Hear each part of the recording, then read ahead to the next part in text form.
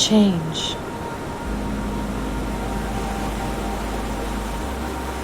The Astrotherapy Podcast. Interviews. Thank you for joining us today on the Astrotherapy Podcast. This is the interview series where I am speaking to those I love, adore, admire. And we are talking on the topic, on the theme, on the mystery of change. And today I have such an incredible guest. I can't wait to share her with you. This is a very special woman of my heart. I met Jess Caldwell at the Divine and Dangerous Women's Retreat at Sovereignty Ranch. Divine and Dangerous, that should be all you need to know to understand the basis and foundation for my friendship with Jess and the convergence of this bond that we are renewing in this lifetime. Jess and I share a similar path of initiatic resilience and triumph over adversity. Jess, in her life, has worn many hats, has lived many expressions. In the short time that I've known her and the glimpse of what I've learned about this woman, I am so deeply inspired by her integrity, by her ability to see with a penetrating mind, and her courage to speak up, to stand up, to be who she truly is in the face of the false. So I hope that she will share more with us about that today. She is a survival guide. She's a mentor. She is a nature-based wisdom keeper. She's a true goddess. When you think of a goddess walking on the earth, I think of Jess. Thank you so much, Ciela. That was probably just one of the most, I feel like you see me and my heart is just blasted open to hear you share your thoughts and reflections about our friendship, and even to see me as a woman in the world, from another incredible woman in the world. This is the highest honor to receive that gift from you. Thank you. Thank you, Jess. Oh, we don't get to see each other that often, but I'm glad that we are getting to see each other here and now. I really look forward to a time where we are in the wild together and foraging and exploring. So I want to bookmark that for our future next visit, perhaps. And I look forward to others hearing more about what it is that you're creating and experiences that people can have to go into the wild in a way of, maybe reconnecting to something that is innately within them. And just to guide us into this topic of change, Jess, when you hear the word change, what happens to you? What do you feel? What do you experience? What do you think? Change has always been exciting for me. I feel that change is inevitable, and it's also what we are in constant relationship with. There's no reality on 3D Earth without knowing that we're in a partnership, in a relationship with change. And I find that really our ability to just be open, to trust, to be adaptable, to accept change as part of our flow and rhythm. And so when things come up that are maybe we weren't maybe expecting at any one particular timeline, when change happens, it is such an incredible release of control to be like, okay, change is happening outside of whether I've planned on this or that. And now I trust deeply when things are happening. They're happening for me, not to me. And that adaptability to work with change in partnership, in deep relationship. So I get very excited about that word. That word comes up and I'm like, ooh, what's happening? Where are we going? And I have really created a lifestyle designed to give me that flexibility. I know that some people really have a hard time with change. And it seems like it's just been a piece of my reality for as long as I can remember. Big movements, big motions of change have always been a part of my life. And so I'm grateful to have kind of learned that adaptability skill to work with it.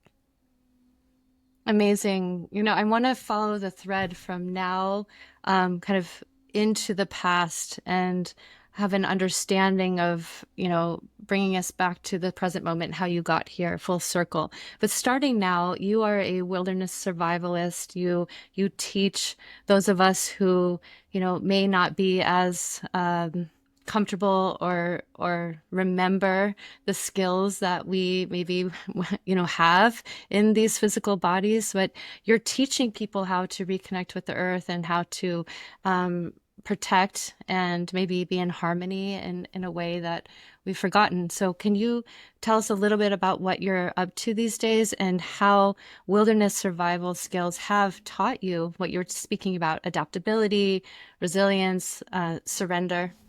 Well, it's because of big changes in my life that I'm even here as an instructor, having the opportunity to work with people in terms of wilderness skills training, holistic survival training.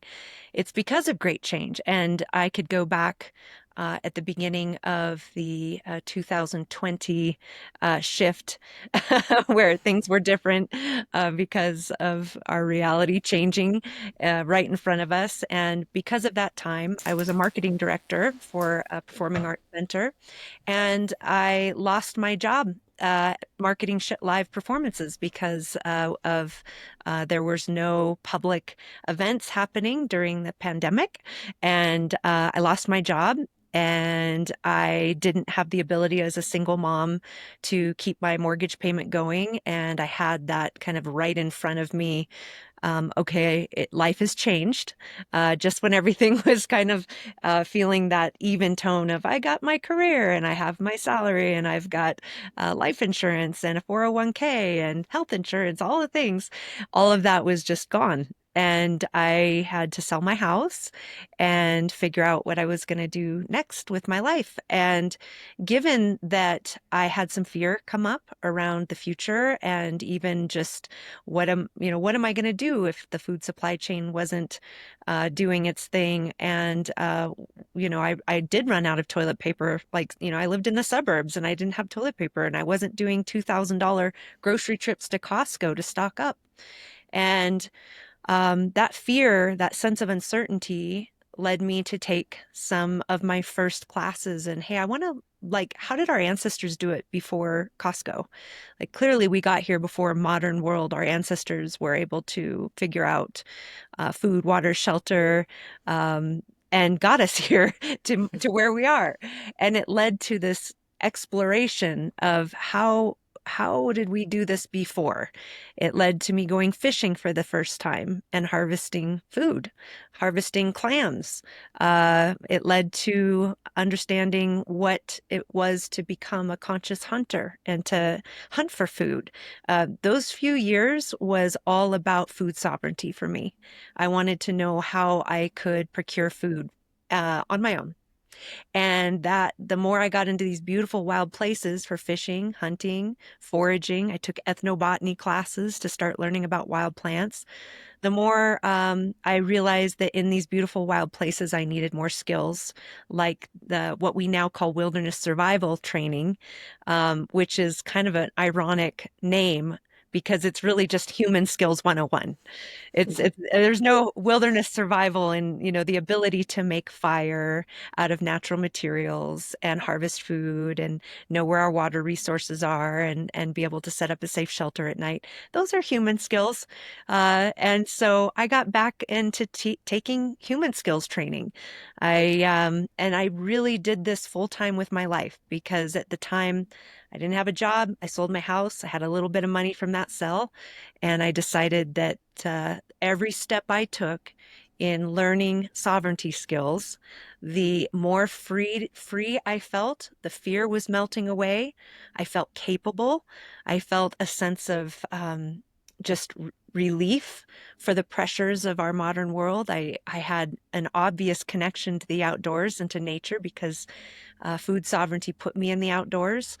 And every little step I took year after year, I just noticed I became a happier being, and And the change, that huge change, what some people could say, wow, you lost your job, you lost your security, you lost your home, turned out to be one of the greatest events of my life to get me where I am today, which is this is my full-time work. I teach wilderness skills, sovereignty, preparedness, and also aliveness training as my gig, and it's a good life.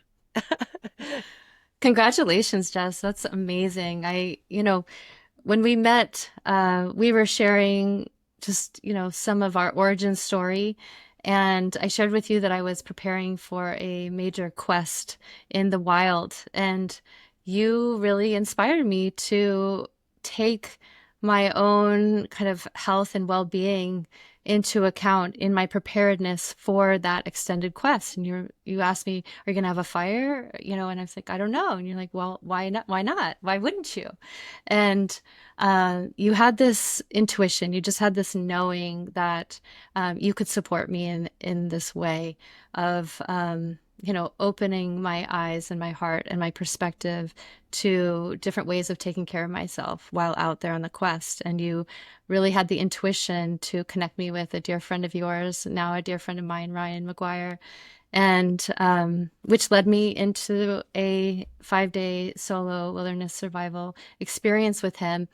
And I remember when I was out there, one of the biggest takeaways for me was like that, kind of the scary, fearful anticipation that I had about going into a wilderness solo in November, which it was quite cold. It was cold, but I went there to meet the cold. I went there to overcome my resistance to being out there exposed to the cold.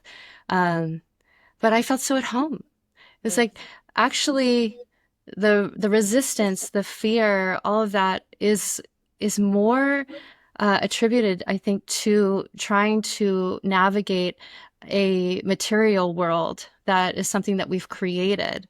Actually, going into nature is where I started to unwind and find myself newly, but deeply connected, capable, and present in a way that I hadn't in a long time. Can you speak to that experience as well?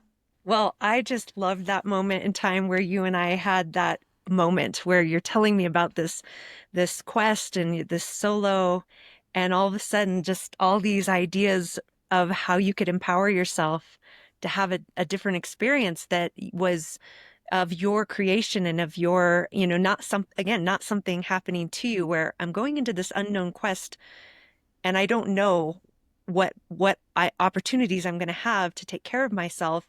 And I just love that you're like, I'm going to go train for 5 days to be the rules set. I'm going to make the rules on this. And I am going to make fire when I'm out there on my quest. Why wouldn't I? Why wouldn't I do things to, make that journey my own and my own leadership in the rewilding experience. So you just went after it, and that was one of the most exciting things to kind of hear your story from that and see your photos. It was so inspiring. And as Ryan shared, you just you you were a bright light of resilience from the cold. I mean, you met it completely, and you took the profound gifts that nature offered you in that experience, and it's very inspiring for everybody. If people haven't heard that particular podcast with you and Ryan, it's a wonderful one to hear your story about that. I really can relate to because I've also done a solo. I did 50 days in creating here in Colorado with the Survival University. I went through their 50-day program of, they call it the Advanced Wilderness and the Advanced Woodsman, but I'm a woods woman. I don't know, the advanced something or other 50 days. And so we had to make a primitive shelter, and live in it for the summer and take all their classes, but it ends with a 7-day solo. And the 7-day solo was, I didn't know totally what to expect from that, but I had been training all summer in how to take care of myself and how to work with nature learning what the plant materials are for fire, what food could be harvested, how to make willow shelter out of willow. And I was able, I'd say the solo was the best part of the whole experience because I had teachers all along that taught me cool things, but I was always a student. It was just a student learning from the experts. And when I got to do the solo, it was like it's not about me being the student anymore. It's me being the practitioner. It's me being my own kind of sovereign being who is making creative decisions for myself, where I want to set up my shelter, what I want to do first, my own mind trying to figure out and navigate that solo so that I was thriving really. And would it be hard to do that for a long period of time? Yeah, that was, I wasn't eating a lot. But the 7 days just completely was one of the most profound experiences, as you know, with a week. It's when I left, I had tears Mm. because I didn't want to leave because modern life is so complicated. And living in harmony with nature is so simple. The rules of engagement and the order of operations are very, very, right in front of you. It's like I know when I wake up in the morning what my job is. I'm collecting firewood. I'm working on my shelter. I'm going to go set out some traps. I'm for crawdads, or I'm going to do this, or I'm going to do that. I'm going to do a little foraging. But I had a very simple understanding of what my day looked like. And at the end of the day, I was tired physically from good work. I felt accomplished, and my efforts were the exact, like, efforts in was exactly what I got back. Mm. And my needs were met, and I lived good another day in the elements and in relationship with the elements. But you go back to the modern world and, I have a business. You understand I'm on my laptop half the time, working on my website, getting marketing out, doing uh, networking, paying taxes, doing all these things that have all this effort, effort, effort, but not a whole lot of understanding of where that effort's going.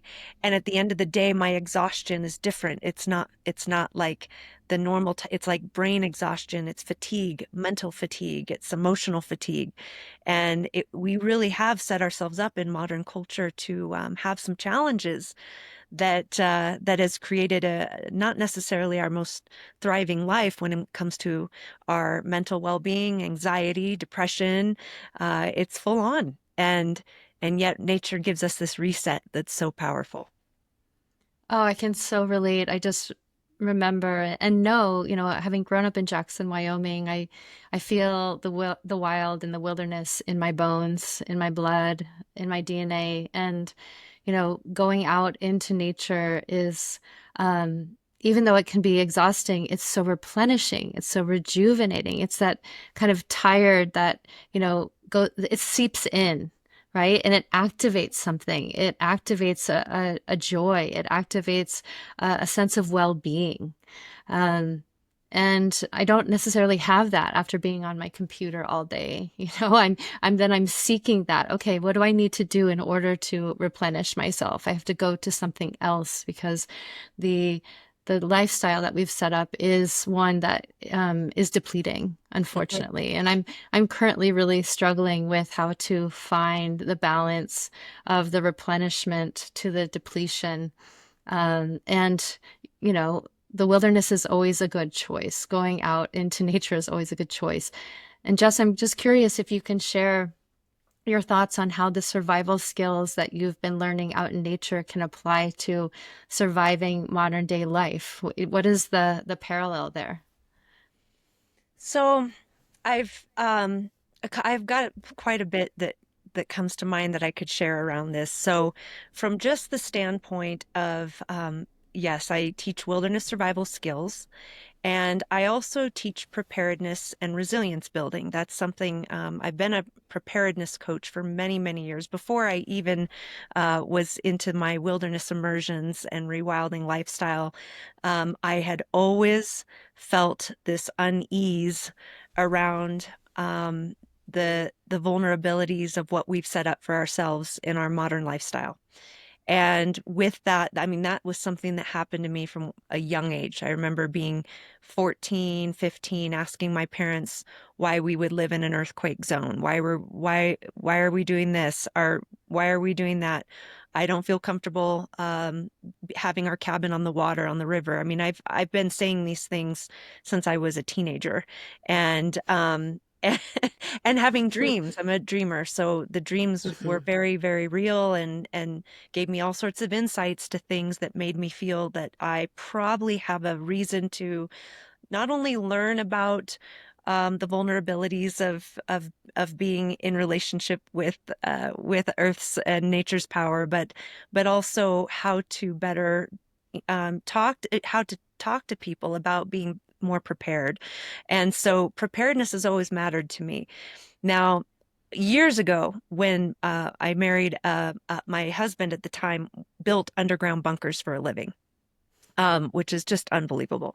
And I would meet with the clients, and they would talk to me about their greatest fears and their greatest concerns. And I was a consultant for emergency food supply and emergency supplies, and I would help get them set up in their bunkers or in their homes, but had a lot of fear energy associated with it. And I certainly had my own downfall of how that world in that way was an entrapment of my own freedom and created fear-based living. What became apparent to me was that living with fear was not going to be an option. I learned the hard way with some physical health issues that came up for me, and the path of creating well-being of my mind, my body, my spirit was something totally different than preparedness.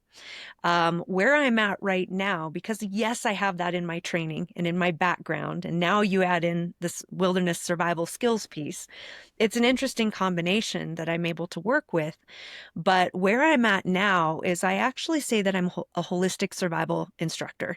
And I say that because we could be preparing our whole lives, stocking food, constantly trying to build reserves or learn a new skill. But what really I get at the end of the day is that our life here on earth is so precious. And if we are not in the balance of living with aliveness, then, and we know that this preciousness could come and go at any moment, that there's this fragility to being here on earth, then you could have all the food, all the preparedness, the bunkers, anything, and yet how many people I know who have done all those preparations are not with us on planet anymore. So, was that the answer? Not necessarily, unless they were living in absolute joy, and at the end of their life, and at the end, at those last moments of life, can you look back and say, my life had so much meaning, and I, I lived my dharma, and I came here to do the things I needed to do, and live in the way I was meant to live. And if we're not able to kind of address that and be at peace with that, then that actually becomes part of holistic survival. So our holistic survival is, where are we meeting a joy-based life, that we're here speaking the things we're meant to speak, being in right relationship with ourselves, our family, community, our anything that is surrounding us in our kind of immediate bubble. Like, where are we in relationship with that in the natural world? Are we living with aliveness? And so now I call myself actually an aliveness coach, because we can work I with the love that. elements of Yeah. fire and earth, or earth, water, fire, air, and ether as part of our aliveness training. So nature gives us the playground to really explore that. But one person kind of filling out a bunker is very different in holistic survival, because we're not meant to survive alone. That, I know that. We're meant to do things together and in community and in humanity. And so really now I love to think about, how are we building, yes, personal resilience, but community resilience um, in a modern world. Because no, we do live in a modern world, and you and I and everyone else here at this time was meant to be here at this time. We weren't meant to be having this conversation 200, 300 years ago. We're actually of the modern world. So this is our time to do unique, creative ways of living. in times with the internet and all these unique things. And it's a gift. Like you have the ability to amplify your voice because of your podcast and reach more people. So it's a real gift to have the internet. Um, I'm not anti-modern. It's just that there's gifts to being alive right now, but we can do it in a different way. And certainly by disconnecting ourselves from nature and our own aliveness, then, that's probably creating most of what we're experiencing in terms of the numbness culture and a sense of depression. So, If someone is feeling numb and perhaps depressed or in a fear-based moment, what would you recommend? Just, top of mind. well, it's interesting because it's really simple. As someone who does wilderness immersions and stuff, I could say, hey, come out with me. We're going to go do come to one of these retreats, or come out with me. We're going to go do a wilderness immersion and just, literally drink spring water and get barefoot on the earth and do some primal movement and maybe even not eat for a day and just get our Sign, bodies. sign me up. Yeah, Right. Yeah. yeah. Like that's a real, there's some real, that's a really kind of, uh, direct path. But what's interesting and what I want to speak to is that not everybody has that ability to do that. My mom, for example, is almost 80 years old and she has MS and she's not able to leave the home that she's living in. She can't go sit around a fire and stare at it and have that frequency adjustment from a roaring fire. And there's people who are just not able to get out and have that experience. Mhm. So I try to apply, like, how does holistic survival apply to all of our community? Because this isn't just for the fit and the fury. Like for those who can just be like, I'm going to 10,000 feet to go live by a river for a week. I love that we can do that, but that's not the reality of everybody. And yet here we are as a collective saying, how do we overcome numbness and how do we do this together? So that's where I feel the holistic survival term comes in for me, because I feel like my mission right now isn't just for those who are of able body to get into the wilds of nature, but for all of us here of different, different in different ways. How are we doing aliveness training? So really, I've been trying to find ways that we can bring the elements in no matter what, no matter who you are, no matter where you're at. If you're sitting in a hospital bed just recovering from surgery, how do we work on that aliveness piece? And so it comes back to the elements and the gifts of the elements. And so when we say earth element, um, I have literally brought a cup of soil in and Mm. just my hands in it when I'm stressed, and started talking with the microbes and being like, just putting my fingers in and being like, I'm struggling in this moment. I could use support, or I need to have a transference of energy that is built up in me. I need a release. And the microbes take it every time. The microbes are like, give us the gift of your energy and let's go ahead and work with that transference. Or, that's the difference between getting barefoot on the earth and saying to my mom, stick your fingers in this cup of soil and talk to the microbes. There's earthing right there in a different way, but certainly something possible. And water, there's a wonderful website called findaspring.org. It's a nonprofit organization, and they are offering a website where you can find natural springs all over. Dial in your state and find the natural springs near you, and go on a journey to go collect some natural spring water, and then work with that water to attune not only the frequency of your inner waters, drink with intention, speak the words of love to your water, speak the words of love to your inner waters, because we are all these elements too. We are earth. This is our body. We are the waters. 70% of our body is that. We can be adjusting and attuning through our own voice activation, how we're creating aliveness within our body. Same thing with air and breath work. When we can be doing breath work, we can open up a window and close our eyes and have a mindfulness experience of the breeze touching our face. I mean, it all comes back to the elements. and it's available for everybody, but we do have to open the windows, and we do have to breathe, and we do have to find connection with water and soil. So all possible, no matter where we're at, even in the heart of the city.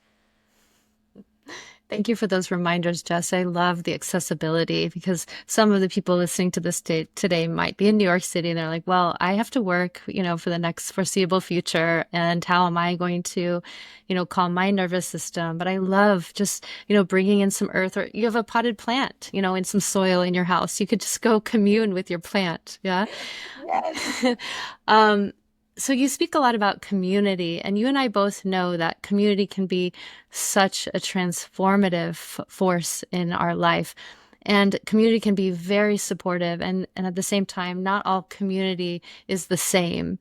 Um, you know, I haven't spoken openly on this podcast about my past with community and the deep alchemy that my soul went through with the revelations of being in a particular community that I was so committed to, so loyal to, so present for, that turned out to be really the same the same community that wanted me, burned at the stake. So And we have I'm that just in common. yeah, We both had that yeah. experience. Yeah. Yeah, so I'd love to dive into that subject a little bit because I know that change inside of each one of us that lives in the reflections of those that we surround ourselves with is so deeply formative. Because we are the company that we keep. And for a period of time, we may come into a community that is really nourishing and really fulfilling and really supportive and really exciting and inspiring. And then through the course of the heroine's journey, for example, we might find ourselves taken into the shadow realms of that community, which was at once so bright, so vivacious, so alive, the aliveness that you speak of, to then seeing the underbelly of that same community and then having to walk through a metaphorical fire in order to get through an initiation of sorts to the other side, where that same community that was once a lifeline becomes ashes of memories, and a loss in a way, a shedding of skin, and a cemetery of disappointment and revelation of truth in oneself. And I'm curious if there's anything you can share from your experience, or if you'd like to talk a little bit about your process of transformation and change through your journey with community. Well, I mean, whether it's a relationship, whether it's a community relationship, most of us have experienced some kind of death of, I mean, it's a relationship like anything else. And being open to the cycles of life and death, and how, I mean, it's all cyclical. Our relationships can be cyclical. Our communities may come in and be, like you said, so nourishing, and then it changes, and it's no longer serving your soul. It's no longer lighting your fire. It may become problematic, whether it's a relationship or a community or a job or anything. And so it takes these big, bold moves to, first of all, have enough feeling, not be so numbed out that you just go with the flow and say, it takes too much effort to change out of this.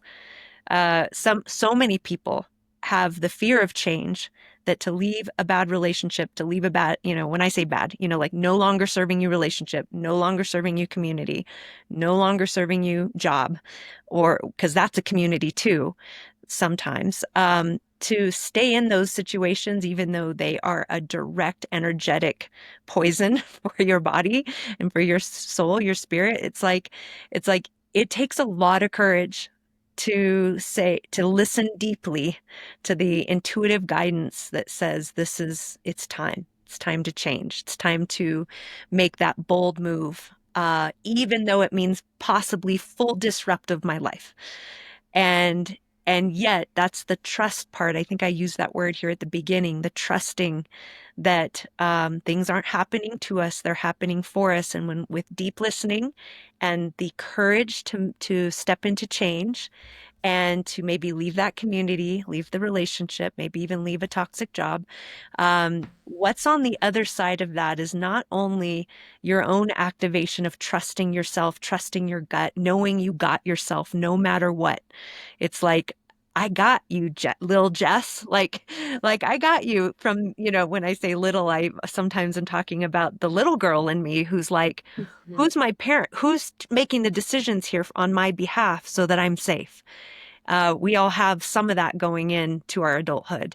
And at some point, when we choose to become a woman, when we choose to become a man, when we step into that role, we become the decision makers of our best interest. We are the parent. We are the wise woman, the wise man who says, this no longer serves us. It's time to have big change. It's time to project into the future and see what is coming and make a bold move to say, we got to do things differently and navigate a new path. And what a gift that is when we give that to ourselves. Hard, no doubt. Hard, of course, this is like one of the hardest things we can do. And yet on the other side, the sense of pure joy, pure delight that we are that leadership for ourselves and what it means to be in relationships with people that do align with our values, that give us a sense of expansion and safety and love. Like that is the connected point that is worth it all, because it is available for us for sure. It's a choice to stay. It is a choice to stay in the latter. Hmm. In this new in the new community that you're building, what are some of the principles that are important, um, as a community builder or someone who wants to participate in community in these times of change and radical need for sovereignty and self-sufficiency, but also community sufficiency? What are the kind of the principles and the values that are inherent in those types of communities that we need to build together? Well, in my adult maturing, I have, because that's been a process, I know what's become inherent as my own personal values that align with me. For me, that means I'm someone who lives in integrity with the things I do. There's a sense of integrity to the work I do, the things I say, that they align. That has become very, very important to me. And so that now is also very important in my mirroring relationships, that there's this sense of integrity with the people and community around me, that there is an open-heartedness, not only that I've experienced, that my heart has blasted open in these last few years. I don't have the wall up that I used to have. And with that, it seems that in reflection with other open-hearted humans, that becomes very important to me, to witness compassion, to witness empathy. When I'm around people who don't have those attributes, it's just kind of like, it's like noise and dissonance in my ear to hear somebody speak out of compassion, out of, without empathy. I'm like, it's just like, it's just move on. This is not, so, this becomes important on who's your community, who are you in relationship with, and who Mhm. do you want to be close to in changing times? And that we'll get to that because this is back to kind of the future and changing of our current modern world, how things are unfolding and how we can be better prepared in community and resilient. So finding those alignments, know thyself first. Like who am I? That's where the Mhm. nature immersions and the, plant medicine, counseling, um, astrotherapy, all of these things are here as support systems for us to find ourselves and to be living with that, like here, anchored, being right up here, being right here. And then we amplify that where we're starting to bring in people who resonate. Our community comes to us. Like we find people that we're in relationship with immediately, like you and I meeting, and just immediately having that recognition. That is because I am who I am and you are who you are. And together it was just a magnet. It was easy. And the people I don't have that type of sense with, those relationships have just been falling away. They're, and it's an okayness to be like, that's all right. That's just okay. That's change. But when it comes to resilient communities, I just taught a holistic survival class. It was a lecture discussion, and I had 30 people there. Most of them live in the city. We were talking, coming from urban centers, and we were talking about building out a bug out bag, like what happens if you needed to have a bag that you could just grab and go. And so we were talking about building out a bug out bag. And then we were talking about, well, what if you're bugging in? What if you are like sheltering in place during a rough patch? Something's going on. Well, this is a good time to understand, do you know your neighbors? Do you have community in your immediate surrounding? Because it's one thing to have community through the internet. That's really easy for us to find our people and have discussions like this and from across states. But what happens if we didn't have the grid system like we do right now? It doesn't mean that your neighbors are necessarily your community, but they're in your field of presence. And so it becomes important to build resilient communities is to start to be the leadership of building community exactly around you. And if you are living with a bunch of jerks living around you that you do not like, that might be a really good wake up call to say, these are actually my neighbors and I don't like them. And they're the kind of neighbors that would come after my stuff if there was a lack of resources. If those are your neighbors, it's actually maybe time to look at that from an open-eyed position. Change, yes, might require change. Is that a bold statement? Yeah. But look what's happening all around us, not from a fear-based perspective, but I think people are truly understanding that change is here, change is underway. And so to build that personal resilience and community resilience, this is not the time to be blinders on, but to actually be wide open, eyes wide open, intuitive, and to feel more.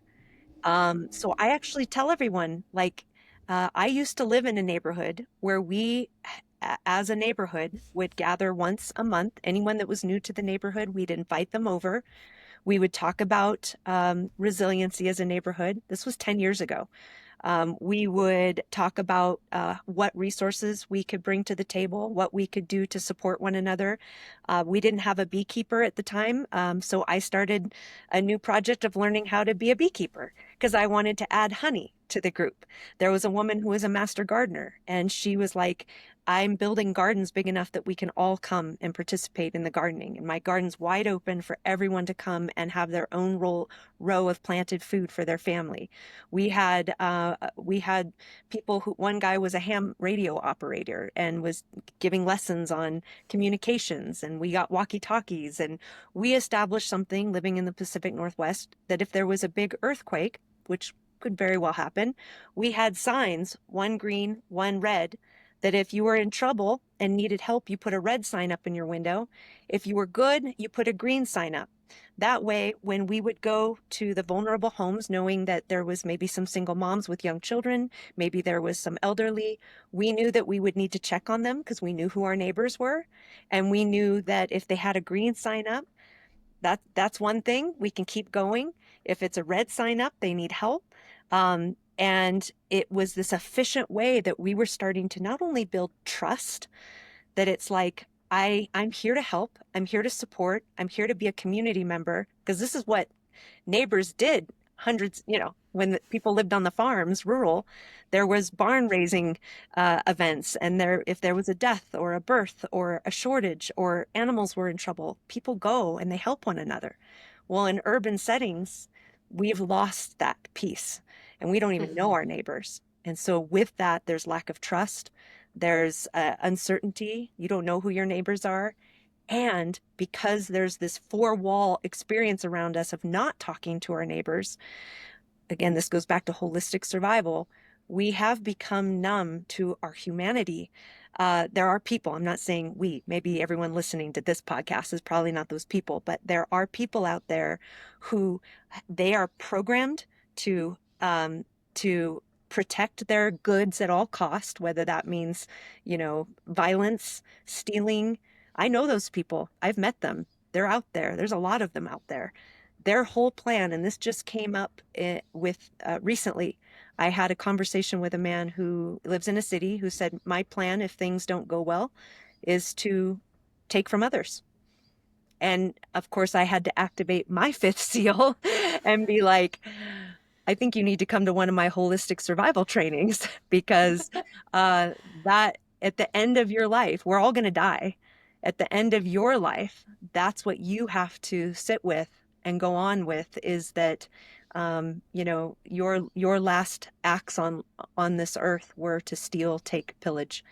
And how does that how does that serve not only humanity, but where you're going from here in a karmic standpoint?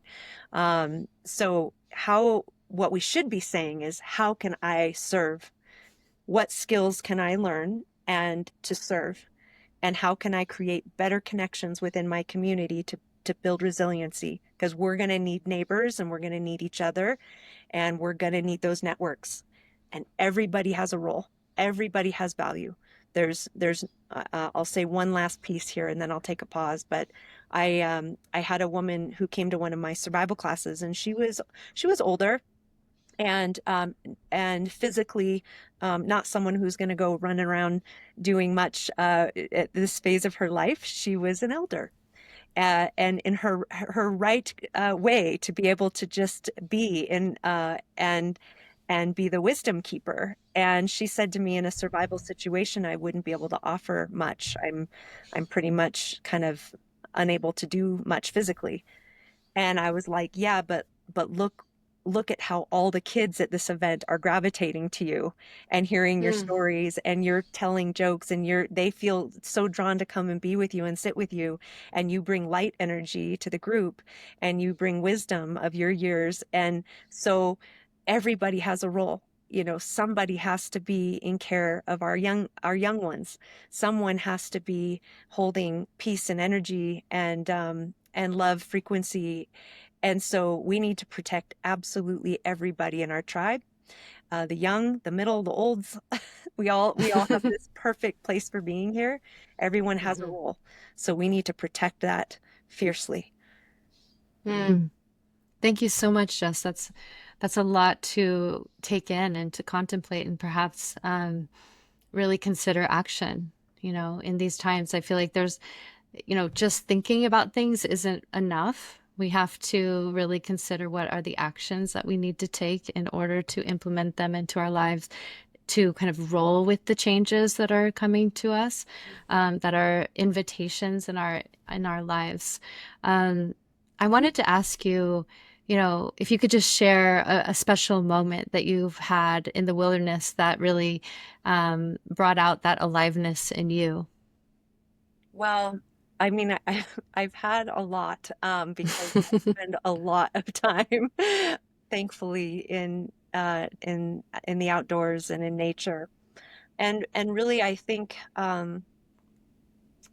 well, I'll share two. One is that I had this moment that I was in my solo, and a storm came in that was absolutely one of the scariest, most intense Colorado lightning thunder right on top of me. I mean, it was as loud and as intense, and the way I call it's like personal. It was like for me. It was like, Wow. it was just so personal.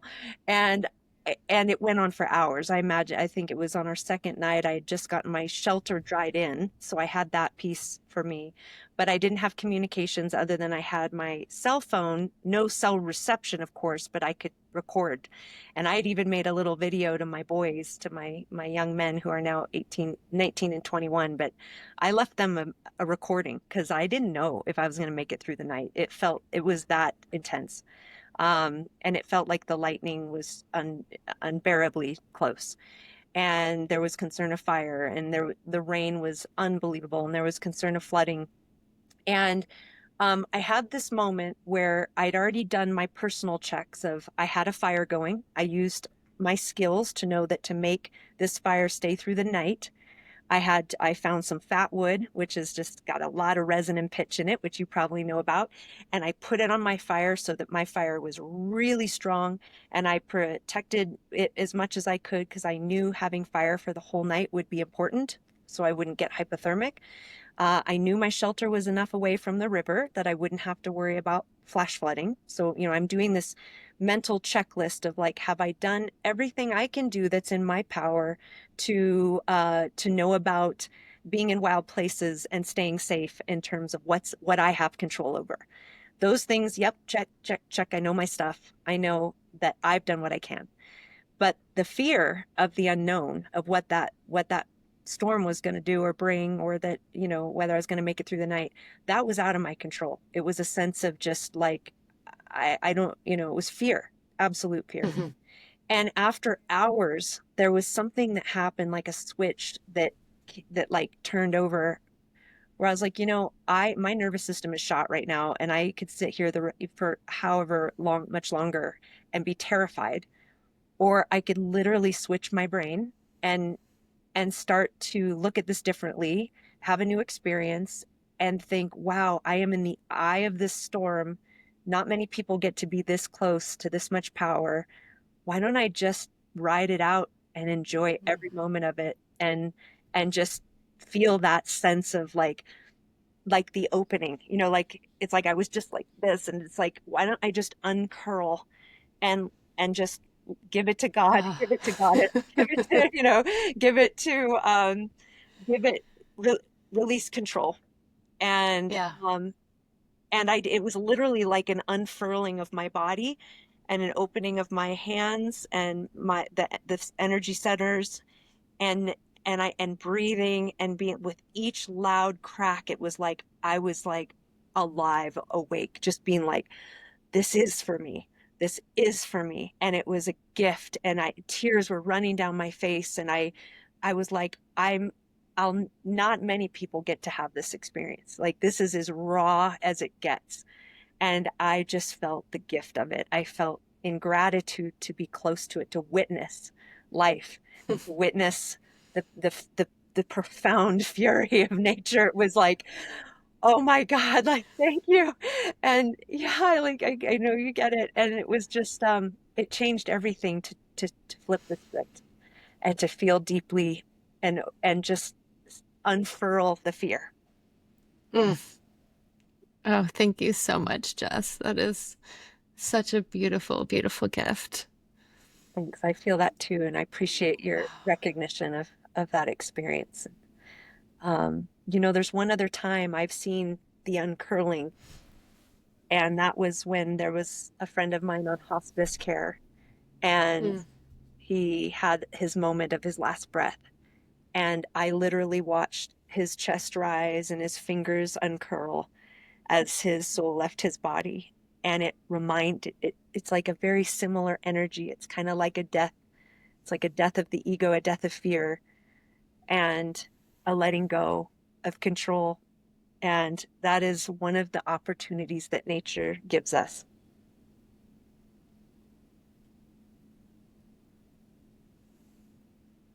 I just want to sit in this moment forever. Yeah. Okay.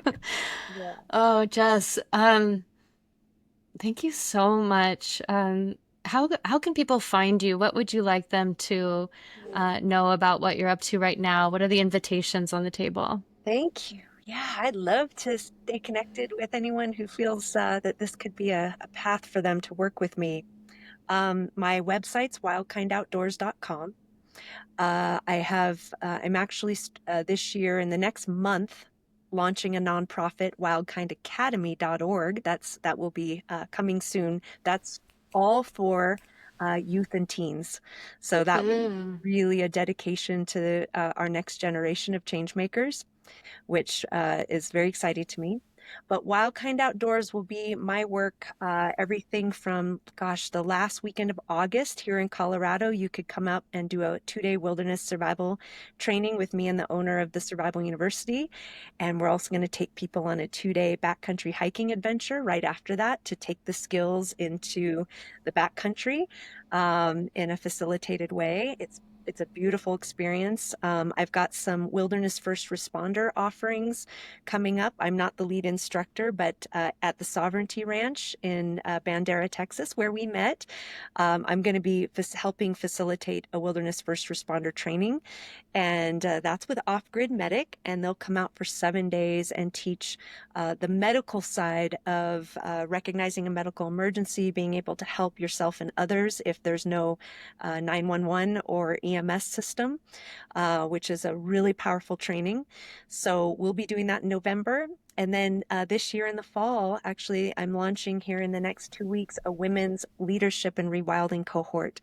It's going to involve a year of this work of 2 retreats, online connection through Zoom monthly, but it'll be robust, and it's going to be the big work of bringing kind of more of that leadership facilitation. And we're hoping that those women will then go out into their communities to be the voice and the activation of community resilience. Wow, incredible. Yeah, lots going on this year. That sounds amazing. Wow. Okay. So Jess, any last words of wisdom that you'd like to leave with us today? Well, as somebody who loves life with all her heart and the humans that are in it, I just invite you to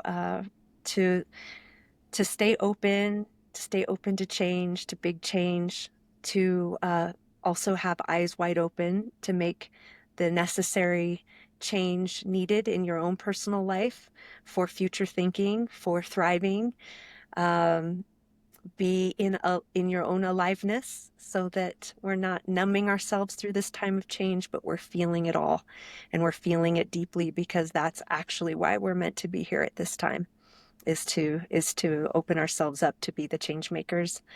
Especially our those who are part of your podcast. I know they have that frequency, who can hear this and are probably doing some great work in the world. So also thank you to your listeners for being who they are.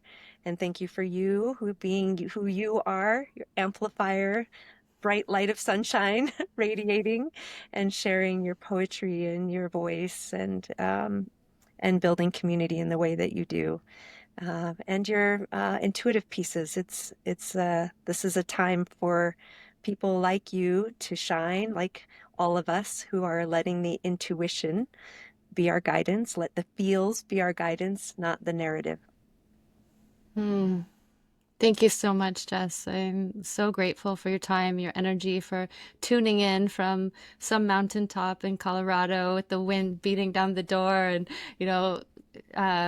on generator power that is really giving us access to connecting in this time. So thank you so much. We made it. We did it. Here we are. Yeah, generator's running. I'm in the RV. Somehow there's tech. I love it. Okay, Jess, until next time, I can't wait to be in the wild with you. Oh, thank you so much, Ciela. All right. Love you. Love you too. Take care. You as well.